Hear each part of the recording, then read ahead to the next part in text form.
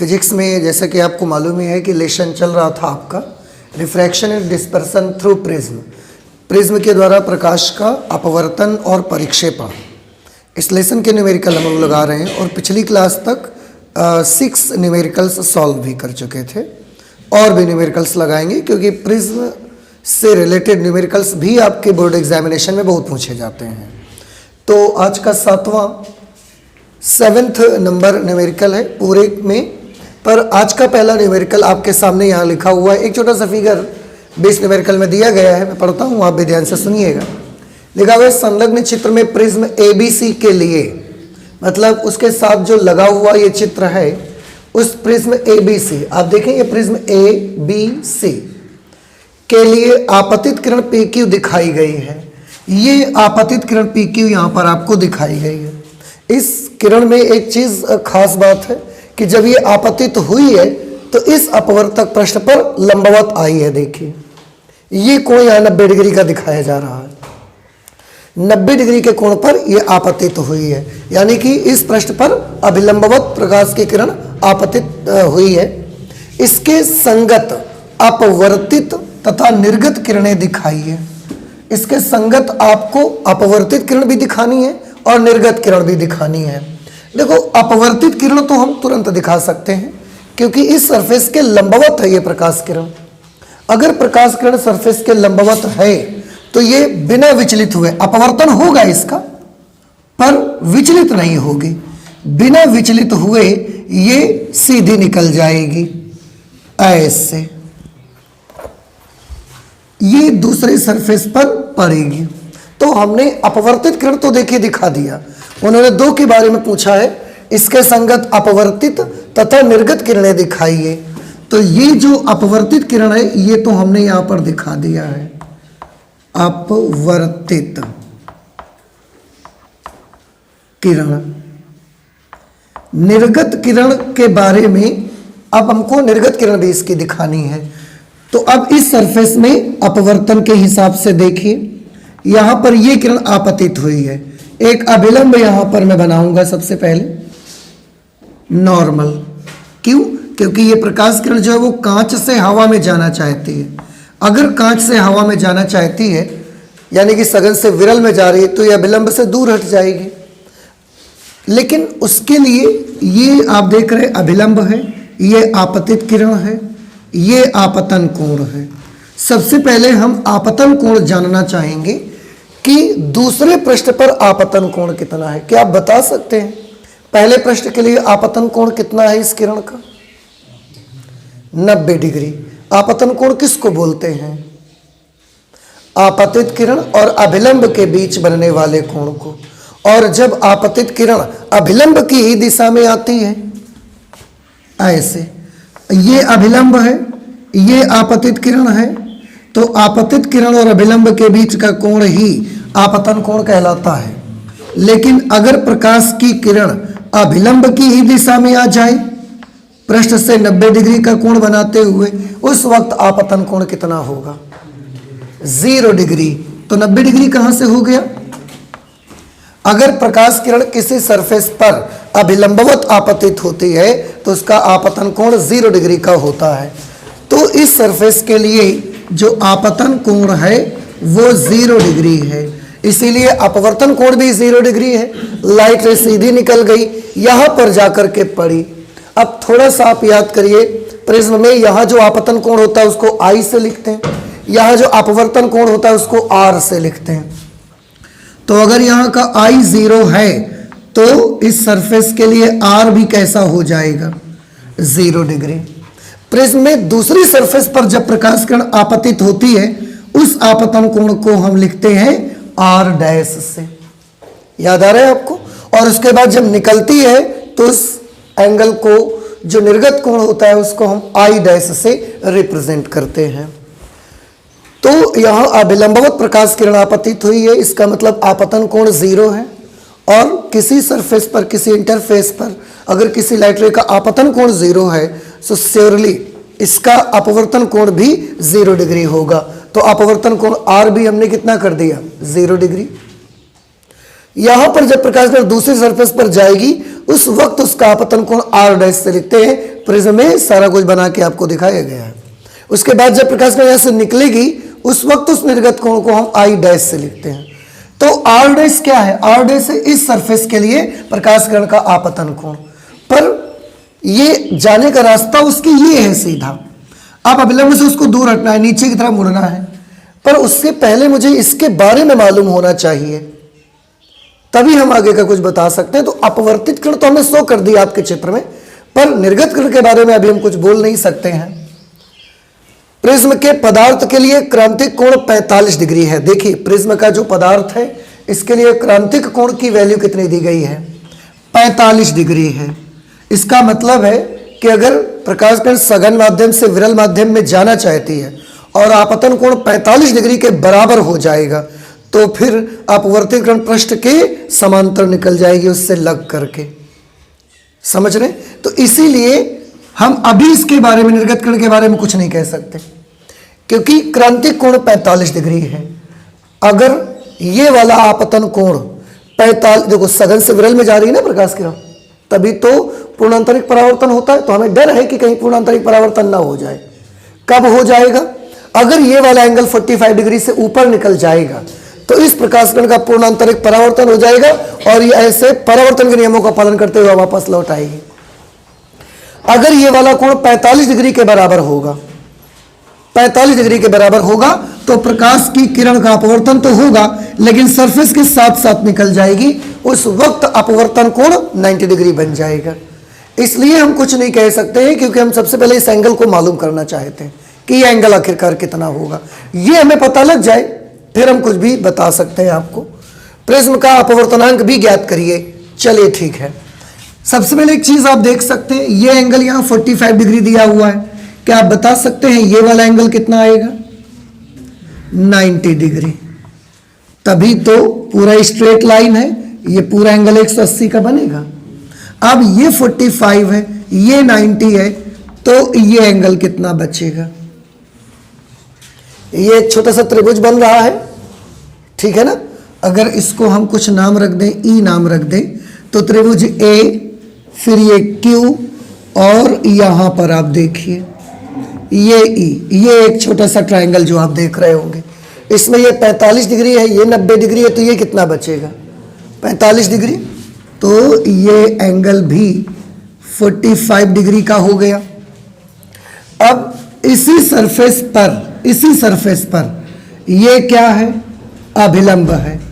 अभिलंब है मतलब अभिलंब इस पृष्ठ के साथ कितना एंगल बनाता होगा? 90 डिग्री। उस 90 में इतना कोण कितना आ गया? 45 डिग्री। तो फिर ये भी कितना बच गया? हाँ, तो इसका मतलब आर डैश की वैल्यू कितनी आ जाएगी? आर डैश की वैल्यू 45 डिग्री आ जाएगी। यहां R dash will be 45 degree. अब थोड़ा ध्यान से देखिए, ये प्रकाश किरण थी, सघन से विरल में जाना चाहती थी और उसका आपतन कोण 45 डिग्री का हो गया, मतलब क्रांतिक कोण के बराबर हो गया। देखिए, तो एक प्रकाश किरण है जो सघन से विरल में जाना चाहती है, पर सघन माध्यम में जो उसका आपतन कोण है वो उस माध्यम के क्रांतिक कोण के बराबर है। इसलिए वो किरण का क्या हो जाएगा? आंसर है अपवर्तन तो होगा, पर अपवर्तन कोण 90 डिग्री का होगा। या प्रकाश किरण ऐसे आएगी और इस डायरेक्शन में सीधे निकल जाएगी। तो अब ये हमने निर्गत किरण भी आपको दिखा दिया। निर्गत किरण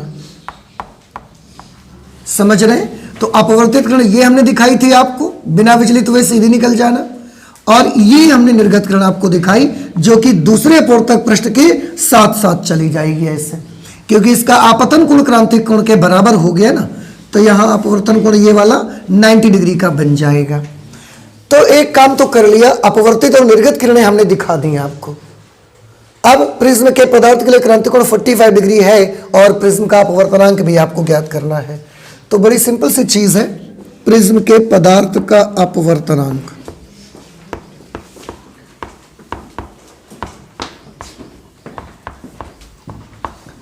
प्रिज्म के पदार्थ का अपवर्तनांक आपको याद होगा, म्यू इज इक्वल टू, एक फॉर्मूला लगाते हैं 1/sin c।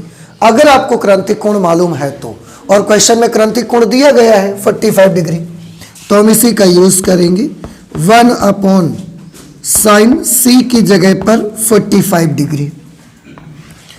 sin 45 की वैल्यू होती है 1/√2, ऐसे। अब इसको हम सॉल्व करेंगे तो ये नंबर पलट जाएगा, पलट लेंगे तो ये √2 आ जाएगा। इस तरह से जो प्रिज्म के पदार्थ का अपवर्तनांक है वो √2 के बराबर आ जाएगा। तो फिगर जो उन्होंने दे रखा था उसके मुताबिक हमको दो काम करने थे। एक तो आपतित और निर्गत किरण शो करनी थी, वो भी पिक्चर में यहाँ जो इमेज बनी हुई है उसमें मैंने दिखा दिया है आपको। दूसरा प्रिज्म के पदार्थ का अपवर्तनांक भी निकालना था। तो जो क्वांटिटीज हमको दी गई थी उनके बेसिस पर अपवर्तनांक के लिए 1/sin C फॉर्मूला लगाया और म्यू की वैल्यू √2 के बराबर निकल करके आ जाती है। ठीक है, आई होप कि आपको समझ में आ गया होगा। नेक्स्ट क्वेश्चन 8 नंबर पर आ जाते हैं। क्वेश्चन नंबर 8 में मैं पढ़ रहा हूं, आप भी ध्यान से सुनिएगा। लिखा हुआ है, दिखाइए कि कांच जिसका अपवर्तनांक 1.5 है के बने 60 डिग्री प्रिज्म में से प्रकाश किरण के गुजरने के लिए आपतन कोण 30 डिग्री से कम नहीं होना चाहिए। ये सिद्ध करना है आपको। मैं एक प्रिज्म यहां पर बना लेता हूं छोटा सा। ये प्रिज्म मैंने बना लिया ABC, ठीक है। इस प्रिज्म में लिखा है, दिखाइए कि कांच जिसका अपवर्तनांक 1.5 है, यानी कि जो प्रिज्म है उसके पदार्थ का अपवर्तनांक है 1.5। 60 डिग्री प्रिज्म में से आप चाहें तो इसको μGA भी लिख सकते हैं, वायु के सापेक्ष कांच का अपवर्तनांक। इसकी वैल्यू है 1.5 के बने 60 डिग्री प्रिज्म। प्रिज्म का कोण 60 डिग्री का है, ये वाला एंगल, ये 60 डिग्री है, जिसे हम लोग A से रिप्रेजेंट किया करते हैं। A = 60 degree. प्रिज्म में से प्रकाश किरण के गुजरने के लिए, मतलब एक प्रकाश किरण एक साइड से डालेंगे और दूसरे साइड से वो पार निकल जाए, इसके लिए उसका आपतन कोण 30 डिग्री से कम नहीं होना चाहिए। 30 डिग्री या इससे ऊपर ही रहना चाहिए, तो ही प्रकाश किरण एक तरफ से आएगी और दूसरी तरफ से निकल जाएगी। तो आपतन कोण 30 डिग्री से कम नहीं होना चाहिए। वैसे तो हमको ये प्रूफ करना है कि जो I का मान है, I की वैल्यू आपतन कोण, वो 30 डिग्री से कम नहीं होना चाहिए। तो हम क्या करते हैं, I को हम 30 डिग्री मान के ही सॉल्यूशन कर लेते हैं। देखते हैं कि अगर 30 होगा तो क्या होगा। भाई क्वेश्चन में उन्होंने यही तो पूछा ना आपसे कि अगर आप चाहते हैं कि प्रिज्म में से प्रकाश किरण गुजर जाए, प्रिज्म में से प्रकाश किरण गुजर जाए अगर आप चाहते हैं, तो उसके लिए आपतन कोण का मान 30 डिग्री से कम नहीं होना चाहिए। तो हम आपतन कोण को 30 डिग्री लेके देख लेते हैं कि 30 डिग्री में क्या होगा, और वहां से अंदाजा मिल जाएगा कि 30 डिग्री से कम होगा तो किरण निकल पाएगी, नहीं निकल पाएगी, क्या होगा। मैं आपतन कोण ही 30 डिग्री ले लेता हूं सीधे।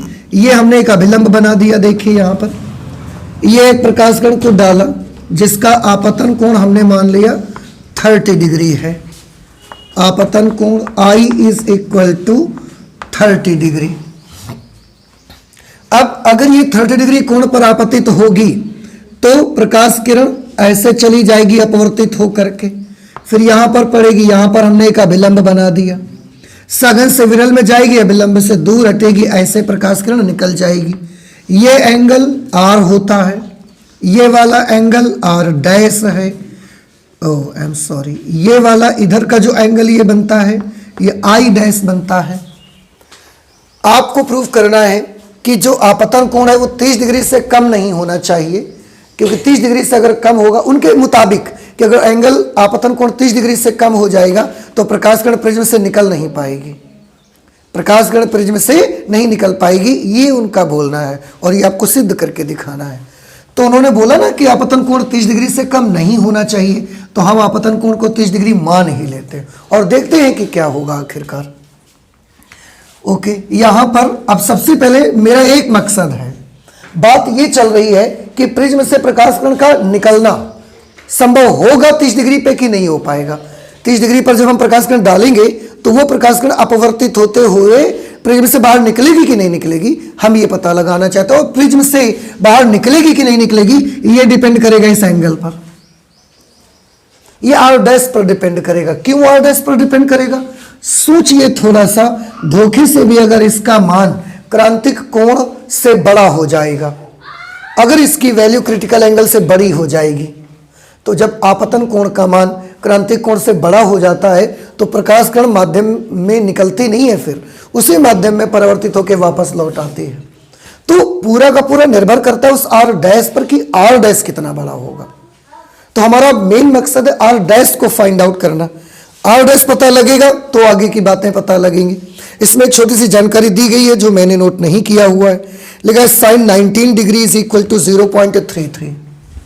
ये हम यहां पर नोट कर लेते हैं, sine 19 degree is equal to 0.33। हो सकता है जरूरत पड़े हमको कहीं पर।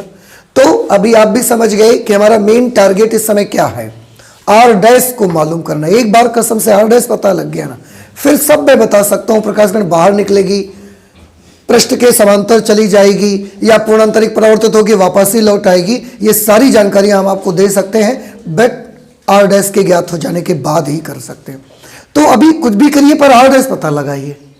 और आर डैश मालूम करने के लिए ना हम आर मालूम करना चाहते हैं। कैसे कर सकते हैं आप थोड़ा सा देखिए। पहले पृष्ठ पर अपवर्तन का सूत्र लगाएंगे हम।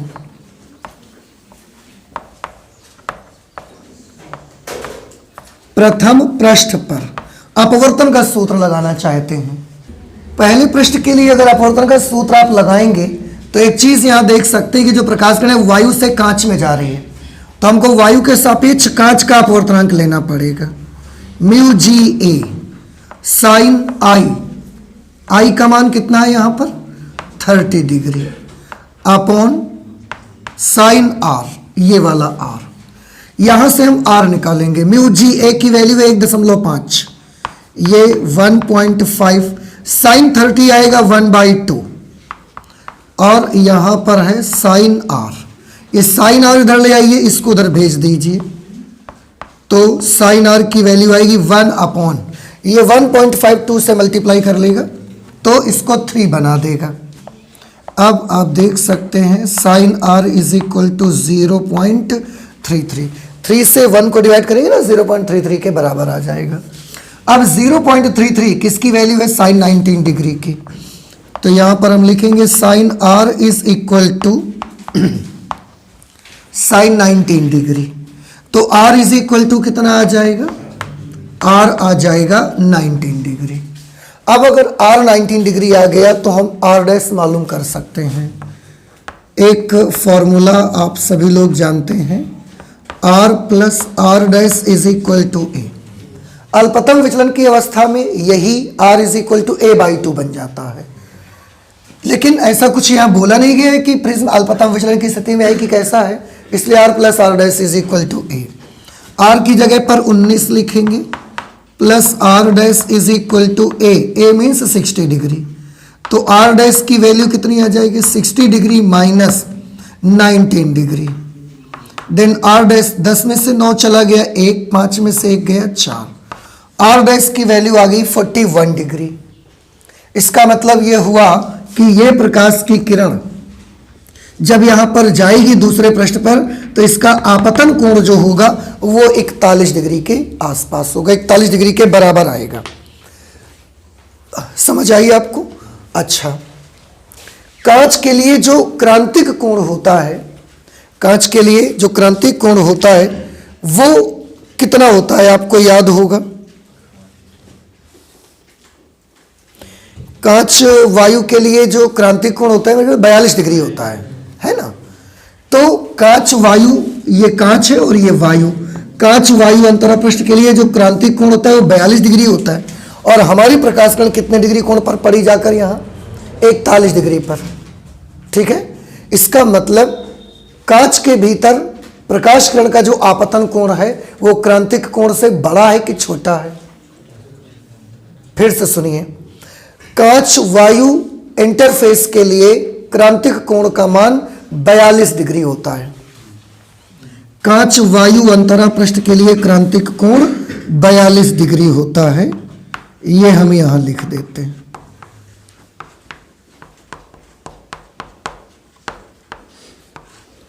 कांच वायु अंतरा पृष्ठ के लिए क्रांतिक कोण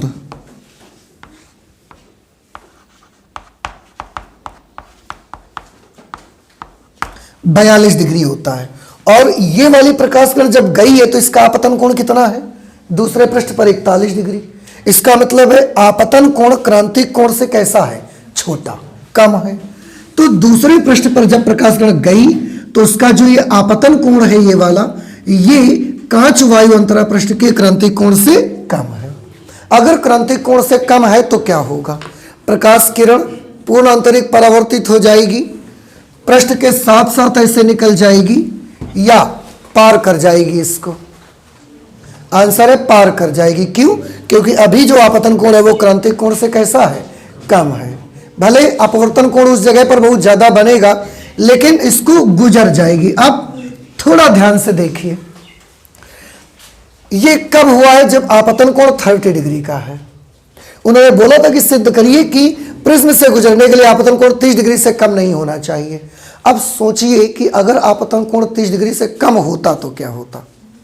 अगर आपतन कोण आई की वैल्यू 30 डिग्री से कम होती, आई का मान 30 डिग्री से अगर कम होता, 30 डिग्री से, तो यहां आप देखिए जो आपका आर होता वो 19 डिग्री अभी आया है, ये 19 डिग्री से कम हो गया होता। क्यों? यहां पर थोड़ा ध्यान से देखें आप, सूत्र हमने लगाया है mu G A is equal to mu G A. इसको मैं उधर लिख देता हूं।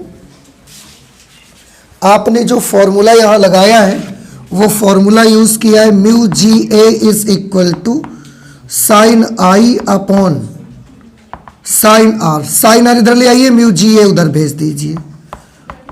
Sign R is equal to sine I upon mu G A. अब ध्यान से देखिए, अगर आपतन कोण 30 से कम होता, 30 डिग्री से कम होता, तो आर भी कम होता, यानी कि ये 19 अभी आया है, ये 19 से भी कम हो जाता। अगर ये 19 से कम हो जाता, अभी जब इसकी वैल्यू 19 डिग्री है तो आर डैश 41 डिग्री आया है। अगर ये 19 से भी कम हो जाता, बाई चांस ये 18 ही रह जाता, 19 का कम हो जाता ना। अगर ये 18 रह जाता तो फिर ये क्या आ जाता? 42 डिग्री आ जाता ये।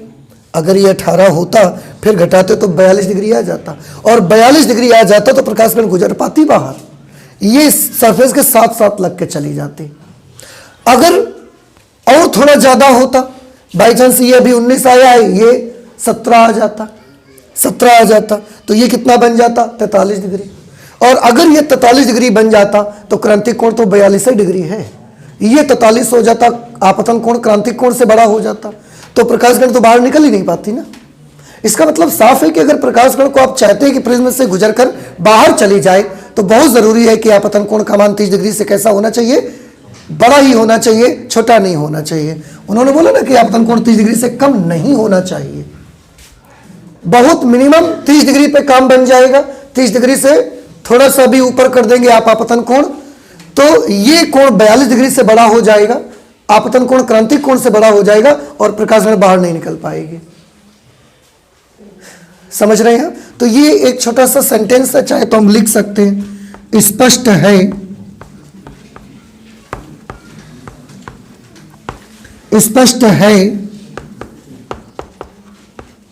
कि आपतन कोण आई का मान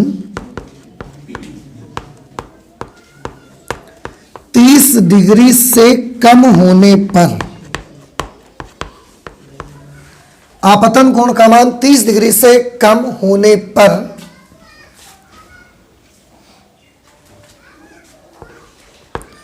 आर डैश का मान, आर डैश मतलब दूसरे पृष्ठ पर आपतन कोण, आर डैश का मान 42 डिग्री से अधिक हो जाएगा।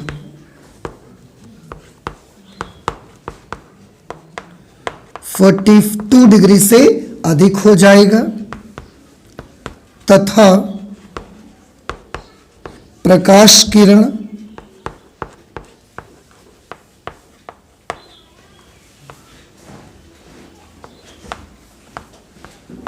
दूसरे पृष्ठ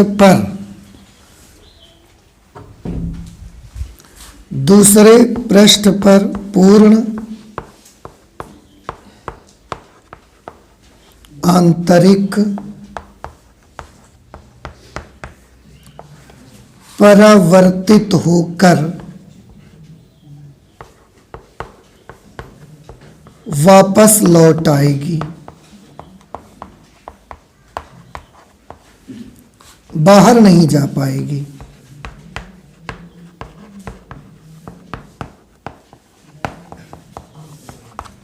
और अगर आप चाहते हैं कि प्रकाश किरण प्रिज्म से निकल करके बाहर चली जाए तो फिर 30 डिग्री से कोण कम नहीं चाहिए, ज्यादा ही चाहिए। फिर से देख लीजिए मैंने क्या लिखा, स्पष्ट है कि आपतन कोण आई का मान 30 डिग्री से कम होने पर आर डैश का मान 42 डिग्री से अधिक हो जाएगा। ये आर डैश जो बनेगा फिर ये 42 डिग्री से ज्यादा पहुंच जाएगा, तथा प्रकाश किरण दूसरे पृष्ठ पर पूर्ण आंतरिक परावर्तित होकर वापस लौट आएगी।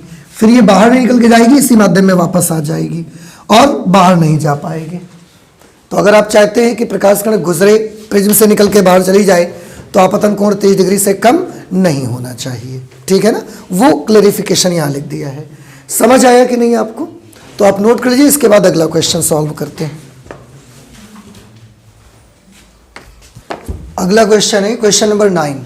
लेकिन सिद्ध कीजिए कि जब प्रिज्म का कोण क्रांतिक कोण के 2 गुने से बड़ा होता है प्रिज्म का कोण क्रांतिक कोण के 2 गुने से बड़ा होता है। कि अगर क्रांतिक कोण C है तो प्रिज्म का कोण हमने 2C से बड़ा कर दिया। अगर क्रांतिक कोण C है तो 2C से भी बड़ा कर दिया हमने। ऐसी सिचुएशन पर कोई निर्गत किरण प्राप्त नहीं होती है, ये चीज आपको सिद्ध करनी है। देखिए सबसे पहले हम एक प्रिज्म यहां पर बना लेते हैं। ये प्रिज्म हमने बनाया ABC। थोड़ा ध्यान से समझने की कोशिश करिएगा। इसका ये वाला एंगल प्रिज्म कोण, क्वेश्चन के मुताबिक प्रिज्म का कोण क्रांतिक कोण के 2 गुने से बड़ा होता है। हम करते ये है कि हम उसको 2 गुना मान के चलते हैं। मान लिया कि ये एंगल कितना है 2C।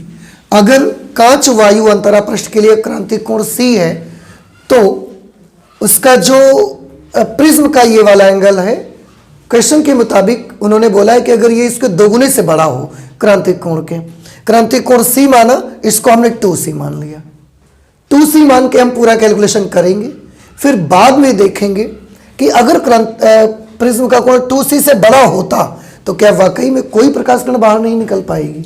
वो हम बाद में उसको डिस्कस कर लेंगे, पर अभी के लिए 2C हम मान लेते हैं इसको, बाद में वो देखेंगे।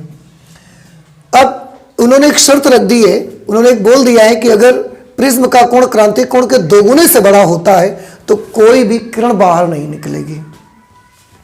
मतलब प्रिज्म चाहे जैसा बनाओ आप, लेकिन अगर आपने उसके प्रिज्म का कोण, ये जो ऊपर ये बनता है, ये वाला एंगल आपने कांच वायु अंतरा पृष्ठ के लिए जितना क्रांतिक कोण होता है उसका 2 गुने से ऊपर कर दिया ना, तो आप चाहे जैसी किरण डाल दीजिए, चाहे जैसे डाल दो, आपतन कोण कितना भी बड़ा से बड़ा कर दो आप, लेकिन किरण बाहर नहीं निकलेगी तो नहीं निकलेगी।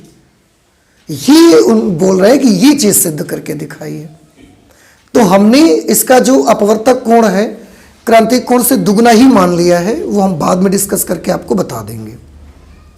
अब इतना तो कर लिया, पर हम तो ये कोशिश कर रहे हैं देखने की कि सिद्ध करना है कि प्रकाश किरण नहीं निकलेगी।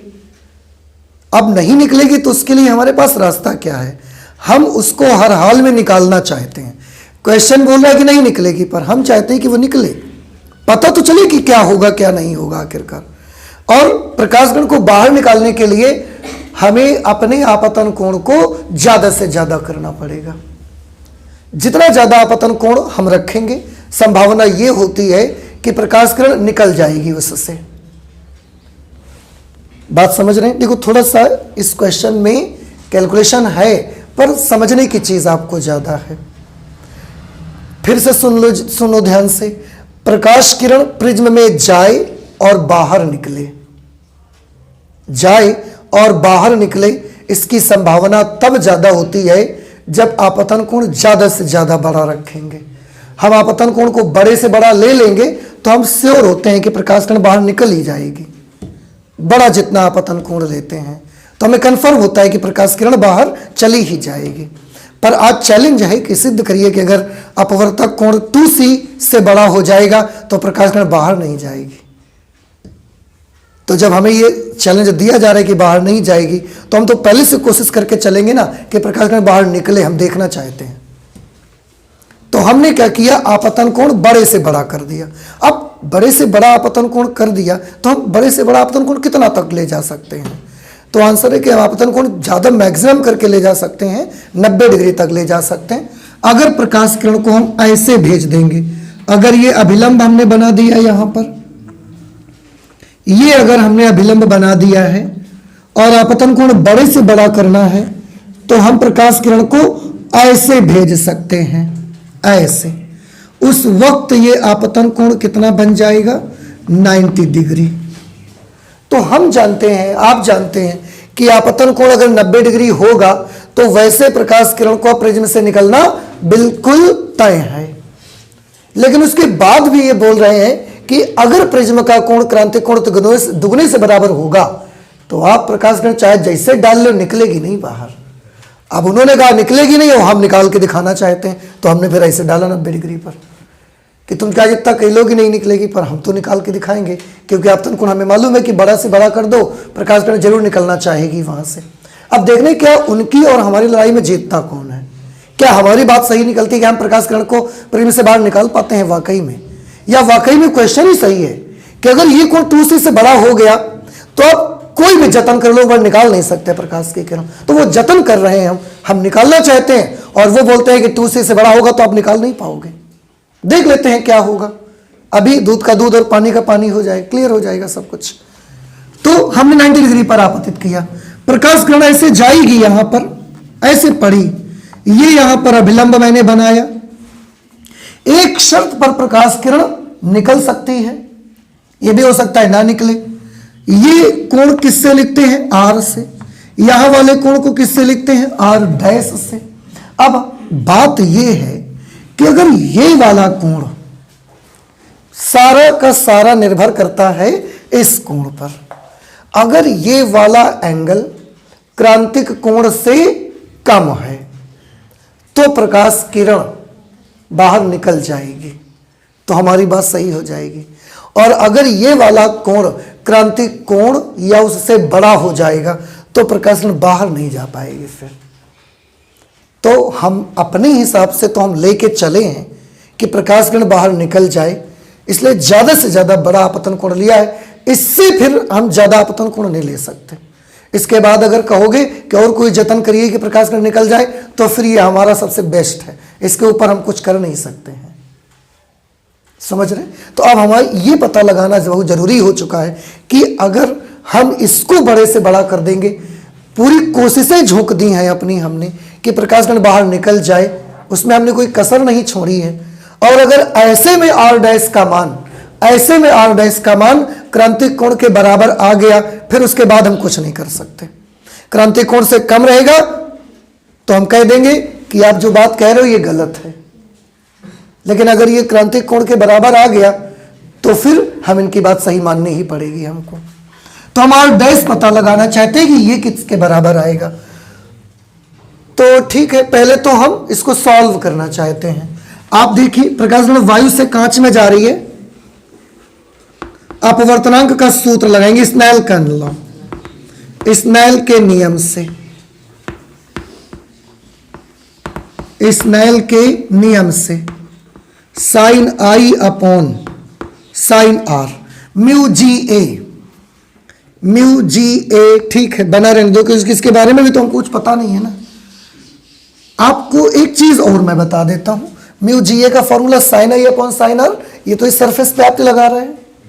म्यू जी ए का एक फॉर्मूला क्रिटिकल एंगल के टर्म में आपको शायद याद होगा, 1 अपॉन साइन सी भी होता है। याद आया आपको? क्रांतिक कोण वैसे भी हमने सी मान के रखा हुआ है। अब म्यू जी ए को आप दीजिए छोड़, क्योंकि ये हमको मालूम भी तो नहीं, इसको ले भी रखोगे तो क्या फर्क पड़ेगा। साइन आई, आई की जगह पर क्या होगा 90 डिग्री। साइन आर हमें नहीं पता है, हमें इसी को पकड़ के आर डैश तक पहुंचना है। और 1 अपॉन साइन सी। साइन 90 की वैल्यू कितनी हो जाएगी? 1। 1 sine R is equal to sine C. तो आर की वैल्यू किसके बराबर आ जाएगी? सी के बराबर। ये आर आ गया सी के बराबर। आर डैश कितना आएगा इसको देखिए। अब आर प्लस आर डैश बराबर क्या होता है? ए। आर की जगह पर हम सी लिख देंगे, आर डैश हमको निकालना है, और ए हमारा इस क्वेश्चन में 2c के बराबर है। 2c के बराबर। हालांकि उन्होंने बोला है कि इसको 2c से बड़ा कर दिया जाए, पर हम 2c के बराबर लेकर चल रहे हैं। बाकी हम बाद में सब कंफर्म कर लेंगे, उससे कोई प्रॉब्लम नहीं आएगा हमको। तो आर डैश किसके बराबर आ जाएगा? सी के बराबर। क्यों? क्योंकि ये जाके उधर माइनस होगा। मैं इसको माइनस करते हुए दिखाना चाहता हूं आपको। 2c माइनस सी, या एक बार एक काम कर लेते हैं कि हम R dash is equal to क्या लिखेंगे? A minus R. देखो कोई फर्क नहीं पड़ता, कैलकुलेशन बहुत सिंपल है। फिर बार बार हम इसको क्यों कर रहे हैं? क्योंकि मैं आपको आगे चल के मुझे कुछ बताना है, इसलिए मैं इसको आपको थोड़ा सा सेटिंग से दिखाना चाहता हूं। R dash is equal to 2c minus R. अब आर की वैल्यू हमारी सी के बराबर आई है, तो 2c माइनस सी, इसलिए आर डैश की वैल्यू किसके बराबर आ गई? सी के बराबर आ गई। अब आप बहुत ध्यान से देखो, आर डैश कितना आ गया है? कब? जब हमने ये सोचा था कि हम प्रकाश किरण को 90 डिग्री आपतन कोण पर डालेंगे तो ये बाहर निकल के जाएगी ही जाएगी, कोई रोक नहीं पाएगा। पर हमने देखा कि ये प्रकाश किरण गई और यहां पर जाके इसका आपतन कोण क्रांतिक कोण के बराबर हो गया। अगर क्रांतिक कोण के बराबर हो गया तो ये किरण कैसे चली जाएगी? इस सरफेस के साथ साथ निकल जाएगी ऐसे। अब थोड़ा ध्यान से देखिए, ये कब हो पाया है? ये तो तब हुआ है जब ये कोण कितना है? 2c। अब आप और थोड़ा सा सोचिए, अगर ये वाला कोण 2c से भी ज्यादा होता, ये वाली वैल्यू 2c से भी बड़ी होती, फिर उस वैल्यू में अगर c को माइनस किया जाता, क्रांतिक कोण को माइनस करते, तो यहां c आता या c से और बड़ी वैल्यू आती? c से भी बड़ी वैल्यू आती। इसका मतलब उस समय ये वाला आपतन कोण क्रांतिक कोण से भी कैसा हो जाता? बड़ा हो जाता। अगर क्रांतिक कोण से बड़ा हो जाता तो ये यहां भी नहीं जा पाती, परावर्तन के नियमों का पालन करते हुए ऐसे निकल आती, और बाहर तो निकलना पॉसिबल ही नहीं था, उसका हो ही नहीं पाता। तो यही चीज तो आपको समझाना चाहा गया यहां पर कि अगर इसका मान 2c से बड़ा कर देंगे तो आर डैश का जो मान होगा वो क्रांतिक कोण से बड़ा निकल जाएगा। और अगर क्रांतिक कोण से बड़ा निकल जाएगा तो आप लाख कोशिशें कर लो, कितना भी बड़ा कोण बना के डाल दो प्रकाश किरण, पर बाहर निकाल नहीं सकते उसको। आप बहुत इस पर भरोसा करते हैं ना कि हम बड़ा कोण बना के डालेंगे फिर प्रकाश किरण बाहर निकाल देंगे। यू कांट, आप कर ही नहीं सकते। तो पूरा का पूरा दारोमदार अब इस क्वेश्चन में ये हो गया कि अगर प्रिज्म का कोण, अपवर्तक कोण जो ऊपर बना हुआ है ये वाला, अगर ये क्रांतिक कोण के दुगने से ज्यादा हो जाएगा ना, तो प्रकाश किरण आप जिंदगी भर डालते रहो उस पर, आप बाहर नहीं निकाल सकते उससे कभी भी। चाहे जिस एंगल पर डाल दोगे, बाहर निकाल नहीं सकते तो नहीं निकाल सकते। बस कुछ बात समझ आ रही है? यही चीज उसको उसमें दिखाना चाहते थे हम, और यही लास्ट में हम 2 लाइंस में इसको क्लियर करके लिख देंगे। क्या लिख देंगे? यही लिखेंगे कि यदि प्रिज्म का कोण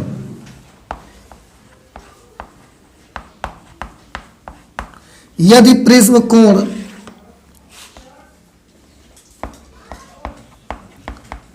टू सी से भी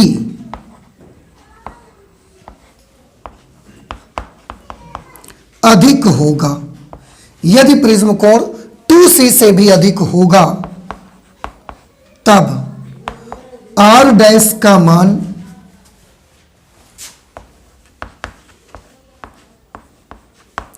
r डैश का मान c से भी अधिक हो जाएगा, यानी कि क्रांतिक कोण से भी अधिक हो जाएगा।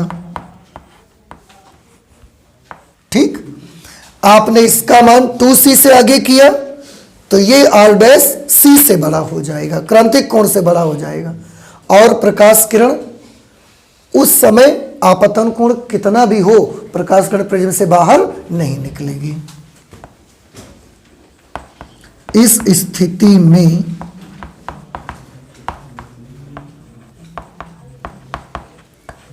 स्थिति में आपतन कोण I का मान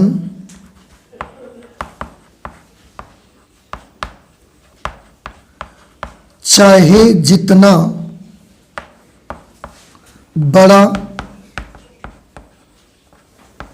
कर लो, परंतु प्रकाश किरण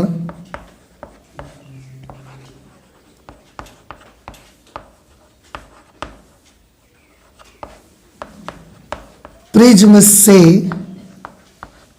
बाहर नहीं निकलेगी। अब निकले इसके लिए तो आपतन कोण बड़ा करके हमने डाला था, पर अब उतने बड़े पे भी नहीं निकलेगी तो फिर तो नहीं, कभी नहीं निकल सकती है। आप देख लीजिए एक बार फिर से, मैंने लैंग्वेज में क्या लिखा है कि यदि प्रिज्म का कोण 2c से अधिक होगा, आप यहां से भी देख सकते हैं, अगर ये a वाला एंगल, ये वाली वैल्यू अभी 2c है, तो जब 2c में c माइनस किया तो c आया है। अगर ये वाला कोण 2c से भी अधिक हो जाएगा तो r डैश का मान c नहीं बल्कि इससे भी बड़ी वैल्यू आएगी, क्योंकि बड़े नंबर में उस समय c आप माइनस कर रहे होंगे। तो वही लिखा यदि प्रिज्म कोण 2c से भी अधिक होगा तब r डैश का मान c से भी अधिक हो जाएगा। और अगर r डैश का मान c से भी अधिक हो गया तो इस स्थिति में आपतन कोण I का मान आप चाहे जितना बड़ा कर लोगे जाके यहां, परंतु प्रकाश किरण प्रिज्म से बाहर नहीं निकलेगी तो नहीं निकलेगी। तो एक बात तो बिल्कुल तय हो गई। क्या तय हो गई कि अगर आपने एक ऐसा प्रिज्म लिया है जिसका जो प्रिज्म कोण है, अपवर्तक कोण है, अगर वो अपवर्तक कोण जिस पदार्थ का बना है उसके क्रांतिक कोण के दुगने से बड़ा कर देते हैं बनाते वक्त इसको, तो आप चाहे जिस एंगल पर प्रकाश किरण को यहां से भेज दो, आप प्रकाश किरण बाहर निकाल नहीं सकते, फिर निकलेगी नहीं, वो अंदर ही अंदर पूर्ण आंतरिक परावर्तित हो जाएगी। और यही हमको सिद्ध करना था, देखिए। ठीक है, तो ये हमने क्वेश्चन कर लिया, क्वेश्चन नंबर 9। 10 नंबर पे आ जाते हैं। आई होप कि समझ में आ गया होगा ये आपको। क्वेश्चन नंबर 10 में है एक समकोणिक प्रिज्म। समकोणिक प्रिज्म एक ऐसा प्रिज्म जिसका प्रिज्म कोण 90 डिग्री का होगा। समकोणिक प्रिज्म द्वारा एक प्रकाश किरण को 90 डिग्री से विचलित करना है। 90 डिग्री से हमको विचलित करना है, मतलब ऐसे जाए तो जो निर्गत किरण वहां से निकले, आपतित किरण और निर्गत किरण के बीच का कोण कितना बनना चाहिए? 90 डिग्री का बनना चाहिए। 90 डिग्री से विचलित करना है। प्रिज्म के पदार्थ का कम से कम अपवर्तनांक क्या होना चाहिए? समकोणिक प्रिज्म है और उसमें से आप प्रकाश किरण को 90 डिग्री से विचलित करना चाहते हो। आप याद करिए, जब आपको पूर्ण आंतरिक परावर्तन पढ़ाया गया था, पूर्ण आंतरिक परावर्तन, उस वक्त प्रिज्म से रिलेटेड कुछ 3-4 चित्र आपको बनाए के दिखाए गए थे, जिसमें आपको बताया गया था कि प्रकाश किरण को जिस डायरेक्शन पे डालेंगे उसी दिशा में निकल जाएगी, विचलन नहीं होगा, पर इमेज को हम उल्टा कर सकते हैं। 2-3 चित्र आपको बना के दिखाए गए थे। एक में प्रकाश किरण को 90 डिग्री से विचलित किया गया था, एक में प्रकाश किरण को 180 डिग्री से वापस लौटाला गया था। तो 3-4 चित्र आपको बना के दिखाए गए थे। आपको याद नहीं है ये अलग बात है, पर आपने चित्र बनाए हैं, समझाए। अगर आपको नहीं याद है तो आप फिर से एक बार जाकर के प्लेलिस्ट में जाकर के आप ये वाला वीडियो देख सकते हैं, जब पूर्ण आंतरिक परावर्तन पढ़ाया गया उस आर्टिकल के साथ ये चीजें आपको बताई गई हैं। यहां पर भी समकोणिक प्रिज्म है और हमें प्रकाश किरण को 90 डिग्री से डेविएट करना है, 90 डिग्री से विचलित करना है प्रकाश किरण को। कैसे कर सकते हैं वहां आपको समझाया गया था। आपको फिर मैं बताता हूं, आप ध्यान से देखिएगा।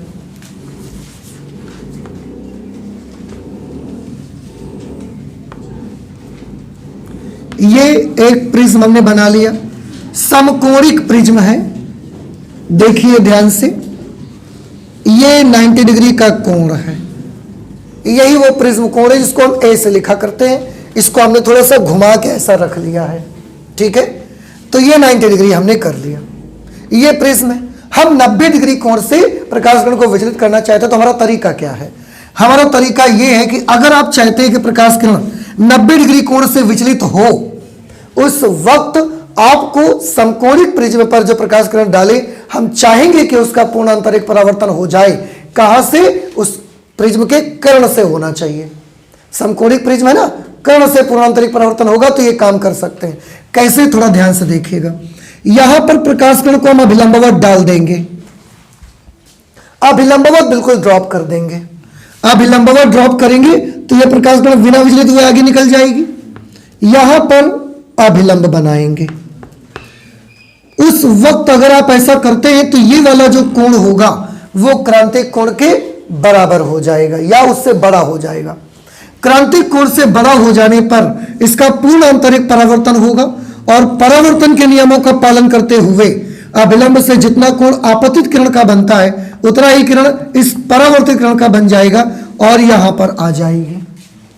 कांच से हवा में आना चाहती है और अभिलंबवत है इसलिए सीधी निकल जाएगी, विचलित नहीं होगी। देखिए देखिए कितना अजीब है ना। इस सरफेस के लिए ध्यान से सुनिएगा, ये सरफेस अंदर पूरा का पूरा कांच भरा हुआ है। इस पृष्ठ के लिए इसका नाम क्या है? आपतित किरण, और ये अपवर्तित किरण। फिर इस सरफेस के लिए इसका नाम क्या है? आपतित किरण, ये परावर्तित किरण। अपवर्तन नहीं हुआ यहां पर टोटल इंटरनल रिफ्लेक्शन हो गया है। ये इस सरफेस के लिए परावर्तित किरण है। यहां पर जब आपतित हुई तो इस पृष्ठ के लिए यह आपतित किरण है और ये कौन सी किरण है? अपवर्तित किरण है। क्योंकि यह विलंबवत आई, सीधी निकल गई। अब आप खुद देख सकते हैं दोनों के बीच का एंगल बिल्कुल लंबवत दिख रही कि नहीं दिख रही है आपको? तो अगर आप चाहते हैं कि समकोणिक प्रिज्म से प्रकाश किरण में 90 डिग्री का विचलन आ जाए तो आपको बेशक ये करना पड़ेगा कि उसका पूर्ण आंतरिक परावर्तन हो, और कहां से होना चाहिए? प्रिज्म के कर्ण वाली भुजा से होना चाहिए उसका पूर्ण आंतरिक परावर्तन। फिर 90 डिग्री से विचलन आ जाएगा उसका। ठीक है, एक समकोणिक प्रिज्म द्वारा प्रकाश किरण को 90 डिग्री से विचलित करना है। प्रिज्म के पदार्थ का कम से कम अपवर्तनांक क्या होना चाहिए? जब यह समकोणिक प्रिज्म होता है ना उस वक्त ये एंगल 45 डिग्री का होता है और ये एंगल भी उस समय 45 डिग्री का होता है। क्यों? क्योंकि ये प्रिज्म समद्विबाहु समकोण प्रिज्म रहता है। समद्विबाहु समकोण प्रिज्म में इसका ये एंगल और ये एंगल बराबर होते हैं। एक एंगल 90 डिग्री का और अगर बाकी दो एंगल बराबर हो जाएंगे तो फिर ये 45 के होने पड़ेंगे इनको। तो ये 45 और ये 45 का हो जाएगा। अब एक चीज और देखिए, अगर ये 45 और ये किरण लंबवत आई है तो ये एंगल कितना होगा? 90 डिग्री। ये 45 है, ये 90 है, तो ये कितना होगा? 45। तभी तो 45 45 90 और 90 180 बन जाएगा। ठीक है, बहुत गौर से समझने की कोशिश करिएगा। ये एंगल कितना होगा? ये अभिलंब बनाया है आपने। अगर ये अभिलंब है तो इसके साथ पूरा एंगल ये कितना बनेगा? 90 डिग्री। अब उस 90 में से अगर ये 45 हो गया तो ये कितना आना चाहिए? 45 डिग्री। और यही हम पता लगाना चाहते थे। अब फिर ध्यान से सुनिए जरा मेरी बात को। ये कोण 45 डिग्री का हुआ। हम चाहते हैं कि यहां पर क्या हो? पूर्ण आंतरिक परावर्तन। इसके लिए शर्त क्या है? शर्त यह है कि यहां पर जो आपतन कोण हो वो क्रांतिक कोण से कैसा होना चाहिए? बड़ा। आपतन कोण कितना है? 45 डिग्री। क्रांतिक कोण कितना है ये हमें पता नहीं है। आप सोचोगे 42 डिग्री है, तो ये तो प्रॉपर एक कांच के लिए हमने किसी दूसरे मेटल का बना दिया बाई चांस, तो उसके लिए तो कुछ भी हो सकता है ना। वो कुल मिला के अगर आप चाहते हो कि यहां पर आकर के प्रकाश किरण का पूर्ण आंतरिक परावर्तन हो जाए तो आपतन कोण जो कि 45 डिग्री है क्रांतिक कोण से कैसा होना चाहिए? उसको बड़ा ही होना चाहिए। अगर आपतन कोण क्रांतिक कोण से छोटा हो जाएगा तो फिर यहां पर पूर्ण आंतरिक परावर्तन नहीं हो पाएगा। क्रांतिक कोण कितना है हमें नहीं पता, ये हम नहीं जानते हैं, पर हम तो बस इतना जानते हैं कि यहां पर आपतन कोण जितना भी होना चाहिए वो उसके क्रांतिक कोण से बड़ा ही आना चाहिए, तभी पूर्ण आंतरिक परावर्तन होगा। तो समकोणिक prism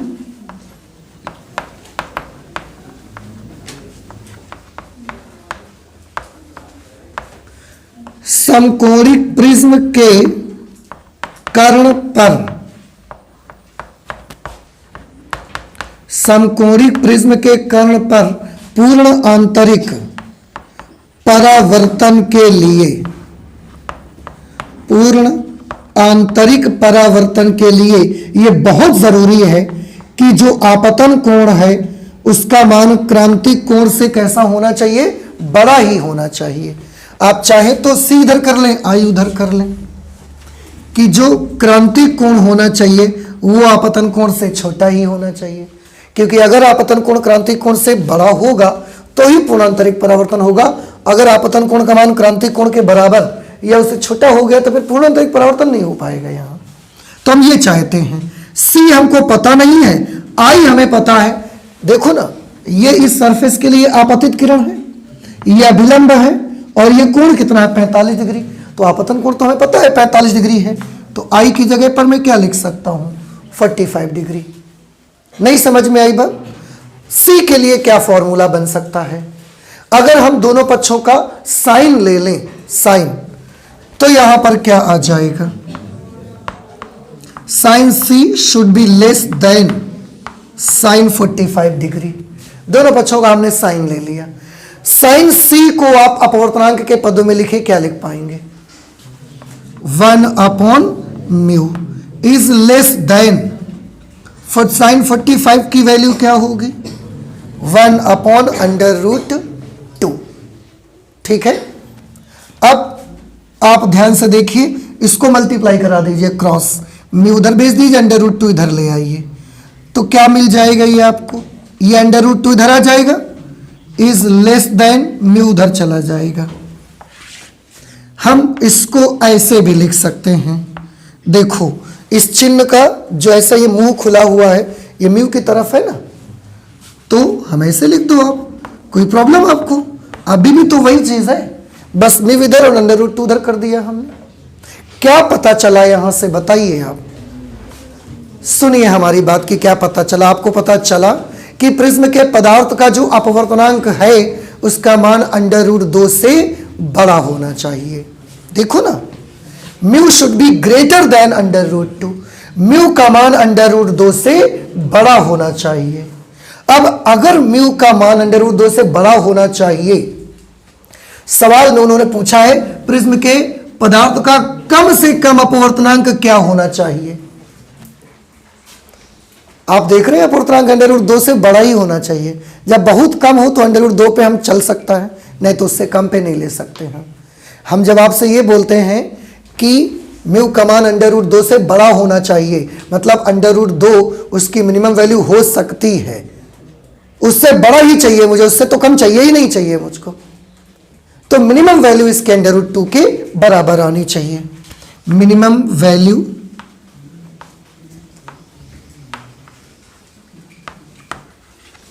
minimum value of mu G A will be equal to √2।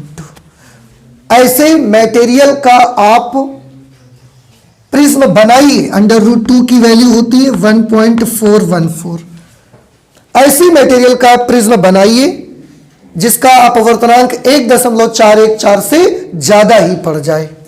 आप चाहे जिसका बनाइए। कांच का अपवर्तनांक कितना होता है 1.5, फिर कांच का बना लो, हो जाएगा काम। क्यों? क्योंकि 1.5 इससे बड़ा होएगा ना। नहीं समझ में आई बात? इस तरह से आप इस क्वेश्चन को सॉल्व करके दिखाएंगे।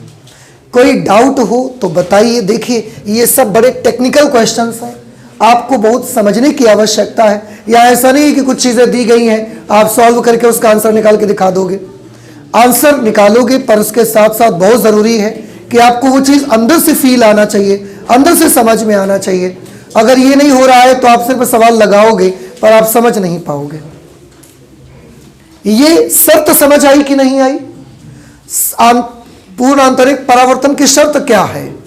2-3 शर्तें हैं। पहली बात तो दोनों माध्यम ट्रांसपेरेंट होने चाहिए। दूसरा, प्रकाश किरण को सघन से विरल में जाना चाहिए।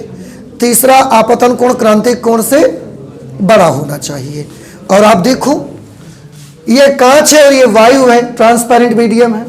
प्रकाश किरण सघन से विरल में जाना चाहती है। और तीसरी शर्त आपने क्या बताई कि आपतन कोण क्रांतिक कोण से तो हमने कौन सा कुछ अलग लिखा है भाई? आपतन कोण क्रांतिक कोण से बड़ा ही तो लिखा है और बस उसको सॉल्व किया है। आपतन कोण हमने इसमें देख रहे हैं कि 45 डिग्री का दिख रहा है मुझे, तो हमने इसकी जगह 45 लिख दिया, साइन ले लिया, साइन सी 1/μ कर दिया, सॉल्यूशन कर दिया और सॉल्यूशन ने हमको बताया कि म्यू का मान √2 से बड़ा चाहिए। ऐसे मटेरियल का प्रिज्म बनाइए जिसका अपवर्तनांक 1.414 से बड़ा चाहिए मुझको। अगर आप ऐसा कर देते हो तो फिर प्रकाश किरण को हम 90 डिग्री से विचलित कर सकते हैं। ठीक है ना, ये चीज यहां पर आया। तो minimum value of mu G A will be √2, it will be 1.414। अपवर्तनांक का मान इससे कम मत करना। जिस मिलीमीटर का बनाना, पानी का मत बनाइएगा। क्यों? क्योंकि पानी का अपवर्तनांक कितना होता है? 1.33। उसका अगर उसका बना दिया, पानी का प्रिज्म बना दिया आपने, तो अपवर्तनांक का मान इससे कम हो जाएगा और फिर 90 डिग्री यहां से प्रकाश किरण निकल जाएगी बाहर, फिर 90 डिग्री से विचलित नहीं कर पाएंगे। कांच का बनाओगे जिसका अपवर्तनांक 1.5 है, फिर ये काम आप कर लोगे। तो पानी का मत बनाइएगा क्योंकि उसका अपवर्तनांक इससे कम पड़ जाएगा। मिनिमम वैल्यू अपवर्तनांक की 1.414 चाहिए, उससे कम वाले का प्रिज्म बनाइएगा नहीं, उससे कम वाले का प्रिज्म मत बनाइएगा, नहीं तो ये काम नहीं कर पाएंगे फिर आप। ठीक है, तो ये हमने किया क्वेश्चन नंबर 10। मैंने बोला आपको कि जितने भी क्वेश्चन हम लोग लगा रहे हैं ना, भले इनमें देखिए कोई नंबर ही नहीं दिया जाता, पर टेक्निकल क्वेश्चन है, समझने की आवश्यकता है। अगर घर जाकर के इनको अच्छे से रिवाइज नहीं करोगे, अगर भूल जाते हैं तो वीडियो को फिर से वापस आप देखिए और फिर से उसको तैयार करिए कि कैसे किया गया है क्वेश्चन। अगर फिर भी नहीं समझ में आता है तो डायरेक्टली आप हमसे पूछिए, वो हम फिर से आपको क्लियर करके दिखाएंगे। पर अच्छे क्वेश्चंस हैं, इनको तैयार जरूर करिए। तो आज फिजिक्स में हम इतना ही रखेंगे, आगे और क्वेश्चंस सॉल्व करेंगे पर अगली क्लास पे करेंगे। ठीक है, तो आज फिजिक्स में इतना ही रखते हैं, चलते ही मिलते हैं अगली क्लास में। Thank you.